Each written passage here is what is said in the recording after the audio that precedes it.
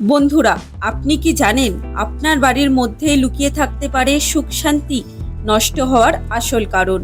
হয়তো অজান্তে আপনি এমন কিছু ভুল করে চলেছেন যার কারণে বাড়িতে অর্থের অভাব, অশান্তি, রোগ ব্যাধি এবং নেতিবাচক শক্তি বেড়েই চলেছে। কিন্তু খনার বচনে বলা হয়েছে বাড়ির কোন দিকে কি রাখা উচিত আর কোন ভুলগুলো কখনোই করা উচিত নয়।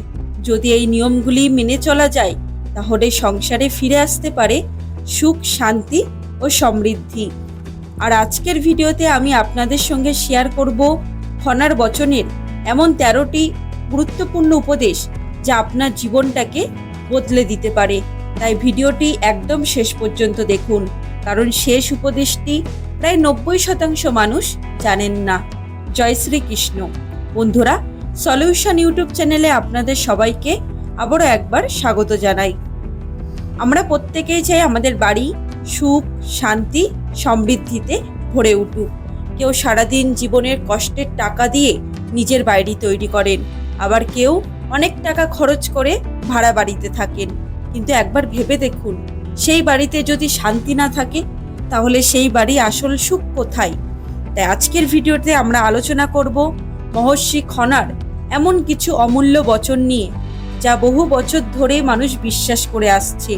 বলা হয় এই নিয়মগুলি মেনে চললে গৃহে ইতিবাচক শক্তির প্রবেশ ঘটে এবং দূর হয় অশুভ প্রভাব। তো চলুন বন্ধুরা, আজ সময় নষ্ট না করে জেনে নেওয়া যাক খনার বচন অনুযায়ী বাড়ির কোন দিকে কি রাখলে আপনার সংসার হয়ে উঠবে সুখময় এবং মঙ্গলময়। প্রথমে খনা বলেছেন, ঈশান কোণে থাকবে শিব, করবে পুজো, জ্বালবে দ্বীপ। অর্থাৎ বাড়ির উত্তর পূর্ব দিক বা ঈশান কোণ অত্যন্ত পবিত্র বলে মনে করা হয়। এই দিকে ভগবান শিব বিরাজ করেন বলে বিশ্বাস করা হয়। তাই এই স্থানে বাথরুম বা পায়খানা তৈরি করা অশুভ। সবচেয়ে শুভ হয় যদি এই দিকে ঠাকুর ঘর রাখা যায়। ছোট্ট ফ্ল্যাট হলেও অন্তত ভগবানের ছবি বা ছোট মন্দির রাখা খুবই মঙ্গলজনক। এরপর খনা বলেছেন, লক্ষ্মী দেবী থাকবে পশ্চিমে, সম্পদ রাখো তার চরণে।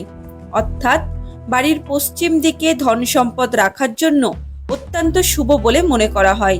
টাকা, গয়না বা মূল্যবান জিনিস পশ্চিম দিকে রাখলে সংসারের সমৃদ্ধি বৃদ্ধি পায় বলে বিশ্বাস করা হয়। এরপর পূর্ব দিকে থাকেন ইন্দ্র, মুখ্য দরজার মূল কেন্দ্র।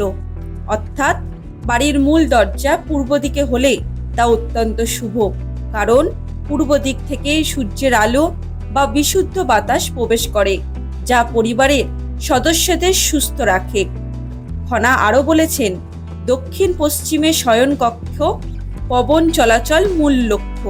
অর্থাৎ বাড়ির দক্ষিণ পশ্চিম দিকে শোবার ঘরের জন্য সবচেয়ে ভালো। বিশেষ করে গৃহকর্তা শোবার ঘর এই দিকে হলে সংসারের স্থিরতা বজায় থাকে। এরপর খনা বলেছেন, পূর্ব দিকে রান্না করলে অভাব হবে না কোনো কালে। অর্থাৎ পূর্ব দিকে মুখ করে রান্না করলে সংসারে খাদ্যের অভাব হয় না বলে মনে করা হয়, কারণ পূর্ব দিকে সূর্য দেবতার দিক, যিনি শক্তি এবং জীবনের প্রতীক। আরও একটি গুরুত্বপূর্ণ বচন হল, উত্তরে কুবের বিরাজমান, সম্পদ রাখার বড় স্থান। অর্থাৎ উত্তর দিকে ধনসম্পদ দেবতার কুবেরের স্থান। তাই টাকা পয়সা রাখার আলমারি উত্তর দিকে রাখলে ধনসম্পদ বৃদ্ধি হয় বলে বিশ্বাস করা হয়। খনা সতর্ক করে বলেছেন, আলো হাওয়া বেধনা, রোগ ভুয়ো মোড়না। অর্থাৎ ঘরে পর্যাপ্ত আলো ও বাতাস চলাচল না করলে রোগ ব্যাধি বাড়ে। তাই সবসময় ঘর পরিষ্কার ও খোলামেলা রাখা উচিত। এরপর তিনি বলেছেন, তাল তেঁতুর মাদার, 3 ঘরে আধার। অর্থাৎ বাড়ির খুব কাছে তাল, তেঁতুল ও মাদার গাছ রাখা অশুভ বলে মনে করা হয়। এগুলি নেতিবাচক শক্তি বৃদ্ধি করে বলে বিশ্বাস করা হয়। আরও একটি সুন্দর উপদেশ, গঙ্গা জল ছড়া দাও, সকাল বিকেল ধুনো দাও। অর্থাৎ ঘরে গঙ্গা জল ছিটিয়ে ধুনো জ্বালালে পরিবেশ পবিত্র থাকে এবং নেতিবাচক শক্তি দূর হয় বলে মনে করা হয়। সবশেষে খনা বলেছেন, ঘিরিলে বাড়ি, সাজাইলে তিরি। অর্থাৎ বাড়ির চারপাশে ফুল ও গাছপালা লাগালে বাড়ির সৌন্দর্যের পাশাপাশি ইতিবাচক শক্তিও বৃদ্ধি পায়। এতে মন ভালো থাকে এবং সংসারে সুখ শান্তি বজায় থাকে। তো বন্ধুরা, এই ছিল খনার বচন অনুযায়ী গৃহে সুখ শান্তি ও সমৃদ্ধ আনার কিছু গুরুত্বপূর্ণ উপদেশ। ভিডিওটি যদি ভালো লেগে থাকে তাহলে কমেন্টে অবশ্যই লিখবেন জয় শ্রীকৃষ্ণ। এই ধরনের উপদেশ আরও পেতে আমার চ্যানেলটিকে সাবস্ক্রাইব করবেন। আর আপনি কমেন্টে জানাবেন আপনার কোন উপদেশটি সবথেকে ভালো লাগলো। ভিডিওটি দেখার জন্য অসংখ্য ধন্যবাদ। দেখা হচ্ছে আবার একটি নতুন ভিডিওতে। ততদিন ভালো থাকবেন, সুস্থ থাকবেন। নমস্কার।